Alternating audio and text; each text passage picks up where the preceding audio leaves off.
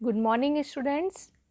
आज का हमारा चैप्टर है लेसन नंबर 14, खान पान की बदलती तस्वीर। खान पान यानी खाना। जो हम खाना खाते हैं वो हर जगह का अलग अलग होता है, हर देश का, हर राज्य का, हर शहर का। ठीक है, तो उसकी तस्वीर बदलने का मतलब है कि वो चेंजेस आते रहते हैं, कहीं क्या फेमस है, कहीं क्या फेमस है। इस तरह से इस लेसन में बताया गया है। स्टार्ट करते हैं। पिछले 10-15 वर्षों में हमारी खान पान की संस्कृति में एक बड़ा बदलाव आया है, चेंज आया है। इडली, डोसा, बड़ा, सांभर, रसम अब केवल दक्षिण भारत तक सीमित नहीं है। जैसे दक्षिणी भारत में ही मिलता है हमारा इडली, सांभर, बड़ा, लेकिन अब वो ऑल इंडिया में कहीं भी मिलता है। मतलब उसकी तस्वीर चेंज हो रही है, चेंजेस आ रहे हैं, हर प्रांत में हर चीज़ मिल रही है आजकल। ये उत्तर भारत के भी शहर में उपलब्ध है और अब तो उत्तर भारत की ढाबा संस्कृति लगभग पूरे देश में फैल चुकी है। अब आप कहीं भी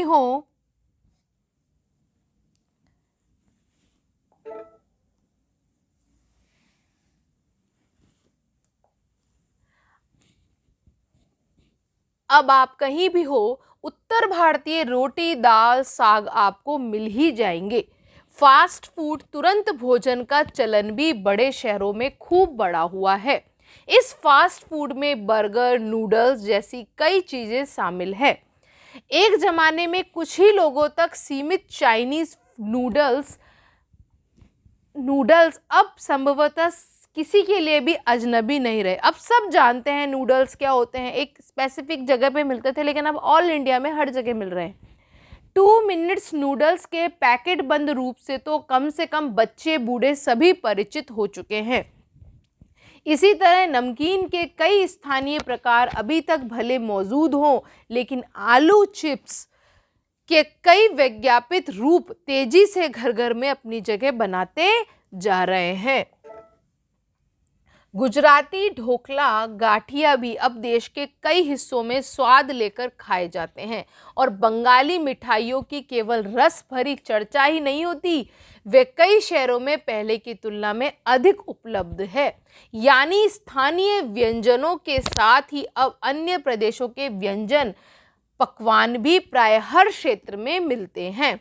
और मध्यम वर्गीय जीवन में भोजन विविधता अपनी जगह बना चुकी है। मतलब मिडिल क्लास के जो लोग होते हैं वो भी अपने खान पान में अब उनके भी चेंजेस आ गए हैं।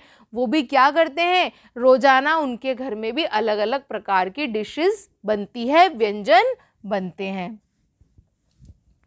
कुछ चीजें और भी हुई हैं, मसलन अंग्रेजी राज तक जो ब्रेड केवल साहबी ठिकानों यानी बड़े बड़े लोग खाते थे, सीमित तक ठिकानों तक सीमित थी, वह कस्बों तक पहुंच चुकी है। आप जानते हैं पहले ब्रेड बड़े लोग खाते थे, जो ठेकेदार या ठिकानों वाले जो लोग होते थे, जमींदार लोग होते थे, अंग्रेज होते थे, वो लोग ही। लेकिन अब ब्रेड का चलन हर घर में हो चुका है, तो हर जगह वो चीज़ उपलब्ध हो रही है। और नाश्ते के रूप में लाखों करोड़ों भारतीय घरों में सेकी तली जा रही है। खान पान की इस बदली हुई संस्कृति में से सबसे अधिक प्रभावित नई पीढ़ी हुई है। नई पीढ़ी नई नई तरीके की चीज़ें खा रही है, जो पहले के स्थानीय व्यंजनों के बारे में बहुत कम जानती थी, पर अब कई नए व्यंजनों के बारे में बहुत कुछ जानती है। स्थानीय व्यंजन भी तो अब घटकर कुछ ही चीज़ों तक सीमित रह गए हैं। बम्बई की पाव भाजी और दिल्ली के छोले कुलचों की दुनिया पहले की तुलना में बड़ी ज़रूर है। मतलब हर जगह मिलने लगे हैं उस नाम से, पर अन्य स्थानीय व्यंजनों की दुनिया में छोटी हुई है। जानकार ये भी बताते हैं कि मथुरा के पेड़े और आगरा के पेठे नमकीन में अब वह बात कहाँ रही। यानी जो चीज़ें बची भी हुई है उनकी गुणवत्ता में फ़र्क आ गया है। पहले चीज़ें बहुत शुद्ध तरीके से बनती थी, लेकिन अब उनमें मिलावट आ चुकी है। इस चक्कर में अब वो चीज़ें नहीं रही हैं जो पहले फेमस हुआ करती थी। फिर मौसम और ऋतुओं के अनुसार फलों, खाद्यान्नों से जो व्यंजन और पकवान बना करते थे, उन्हें बनाने की फुर्सत भी अब कितने लोगों को रह गई है। मतलब पहले जो टाइम आता था, मौसम की ऋतुएं आती थी, उस टाइम पे जो चीज़ स्पेशलिस्ट बनती थी, अब वो टाइम कहाँ है, अब लोग उसे बनाने में ज़्यादा टाइम खर्च नहीं करते। अब गृहिणी यानी घर में काम करने वाली स्त्रियां या कामकाजी काम करने वाली महिलाओं के लिए खरबूजे के बीज सुखाना, छीलना और फिर उनसे व्यंजन तैयार करना सचमुच दुस्साध्य यानी बहुत कठिन काम है। पहले खरबूजे के बीजों से को पीस करके पकौड़ियाँ बनाना या अलग अलग या उनको खाना ही सही, लेकिन अब किसी के पास इतना टाइम नहीं है, इसलिए अब लोग उनसे भागते जा रहे हैं। यानी हम पाते हैं कि एक ओर तो स्थानीय व्यंजनों में कमी आई है, दूसरी ओर वे ही देसी विदेशी व्यंजन अपनाए जा रहे हैं जिन्हें बनाने पकाने में सुविधा हो। जटिल प्रक्रियाओं वाली चीज़ें तो कभी कभार व्यंजन पुस्तिकाओं के आधार पर तैयार की जाती। जटिल प्रक्रियाओं यानी बहुत कठिन तरीके से बनने वाली जो चीज़ें होती हैं, बहुत टाइम लगता है जिनमें, अब वो बहुत कम बनने लगी हैं। अब शहरी जीवन में जो भागम भाग है उसे देखते हुए ये स्थिति स्वाभाविक लगती है। फिर कमर तोड़ महंगाई ने भी लोगों को कई चीज़ों से धीरे धीरे वंचित कर दिया है। जिन व्यंजनों में बिना मेवों के स्वाद नहीं आता था, उन्हें बनाने पकाने के बारे में भला कौन 4 बार नहीं सोचता। मतलब अब महंगाई भी इतनी बढ़ गई है कि लोग चीज़ों को बनाने में सोचते हैं। खान पान की जो एक मिश्रित मिली जुली संस्कृति बनी है, इसके अपने सकारात्मक पक्ष भी है। मतलब अब हर जगह हर चीज़ बनने लगी है, उसका एक पॉइंट भी निकल के आता है कि गृहिणियों और कामकाजी महिलाओं को अब जल्दी तैयार हो जाने वाले विविध व्यंजनों की विधियां उपलब्ध है ना। नई पीढ़ी को देश विदेश के व्यंजनों को जानने का सुयोग मिला है। मतलब उन्हें सौभाग्य मिला है कि वो विदेश की चीज़ें भी अब यूज़ करने लगे हैं, भले ही किन्हीं कारणों से और किन्हीं खास रूपों में, क्योंकि यह भी एक सच्चाई है कि ये विविध व्यंजन इन्हें निखालिस रूप में उपलब्ध नहीं होते हैं। आज़ादी के बाद उद्योग धंधों, नौकरियों, तबादलों का जो एक नया विस्तार हुआ है, उसके कारण भी खान पान की चीज़ें किसी एक प्रदेश से दूसरे प्रदेश में पहुंची है। बड़े शहरों के मध्यम वर्गीय स्कूलों में जब दोपहर के टिफिन के वक्त बच्चों के टिफिन डिब्बे खुलते हैं तो उनसे विभिन्न प्रदेशों के व्यंजनों की एक खुशबू उठती है। सब अपने अपने कल्चर के हिसाब से खाना लाते हैं। हम खान पान से भी एक दूसरे को जानते हैं। इस दृष्टि से देखें तो खान पान की नई संस्कृति में हमें राष्ट्रीय एकता के लिए नए बीज भी मिल सकते हैं। इस चीज़ का क्या इफेक्ट हुआ है, इससे पता चलता है कि हमारा राष्ट्रीय एकता कितनी ज़्यादा मजबूत है कि हर तरीके के लोग यहाँ विद्यमान है, सब अपना अपना व्यंजन खाते हैं। बीज भलीभांति तभी अंकुरित होंगे जब हम खान पान से जुड़ी हुई दूसरी चीज़ों की ओर भी ध्यान देंगे। मसलन हम उस बोली वाणी यानी बोलना, भाषा भूषा यानी वेशभूषा आदि को भी किसी न किसी रूप में ज़्यादा जानेंगे तो किसी खान पान विशेष से जुड़ी हुई है।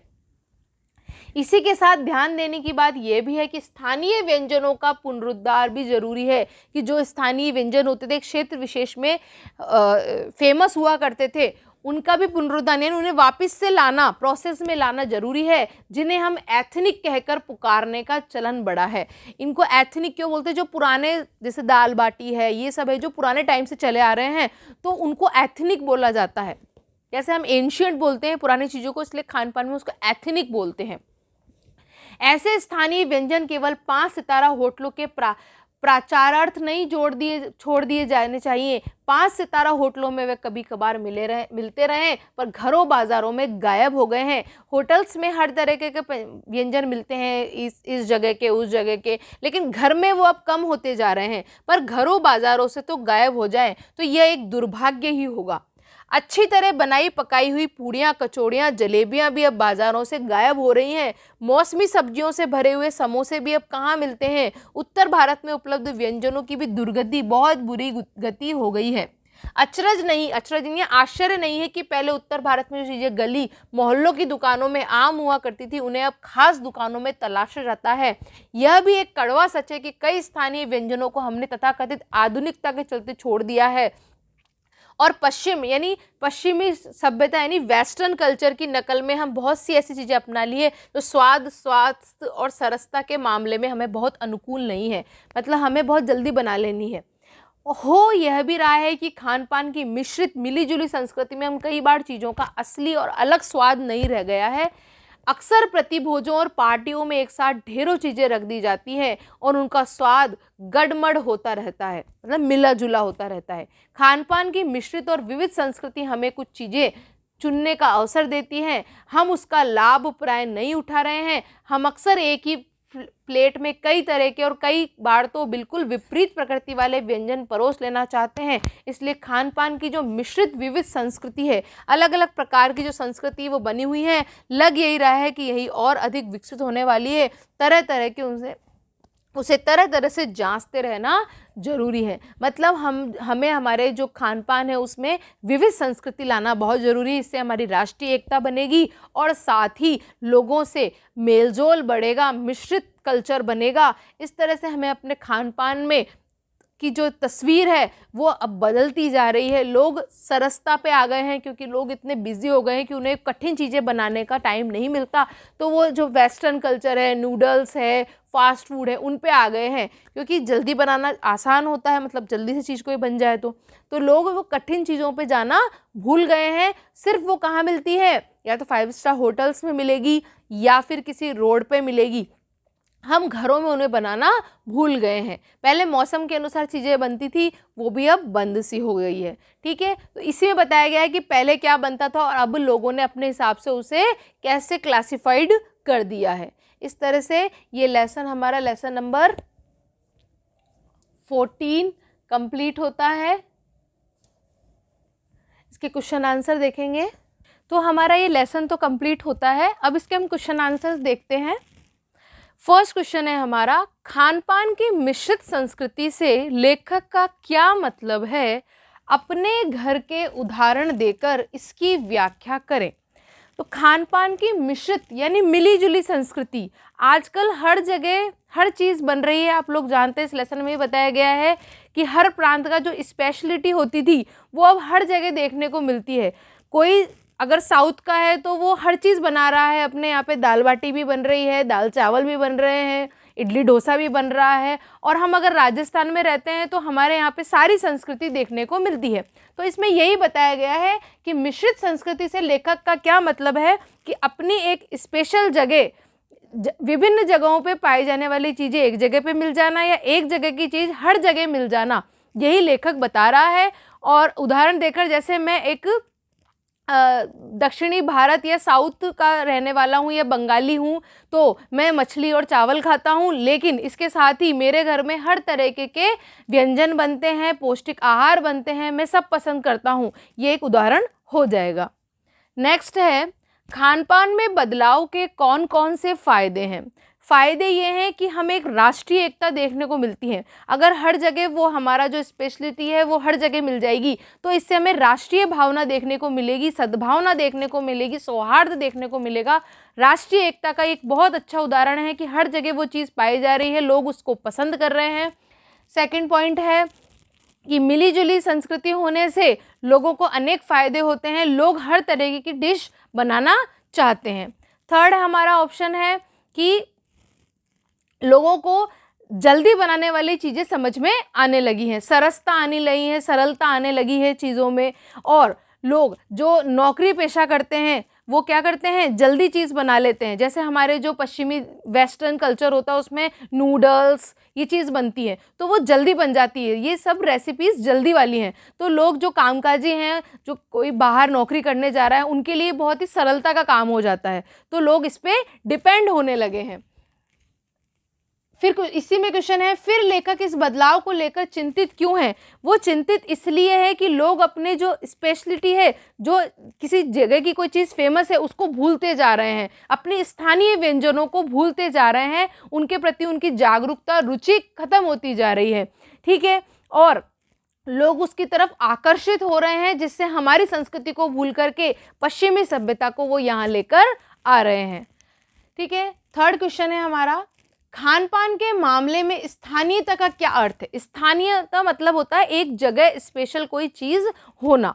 स्थानीय मतलब स्थान यानी स्थान विशेष में कोई चीज़ प्रसिद्ध होना।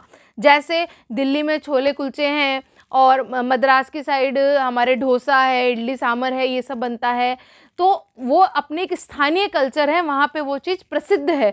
तो इसका अर्थ यही है कि खान पान का स्थानीय मतलब ये है कि अपनी जगह पर स्थानीय क्षेत्र में कोई चीज़ प्रसिद्ध होना।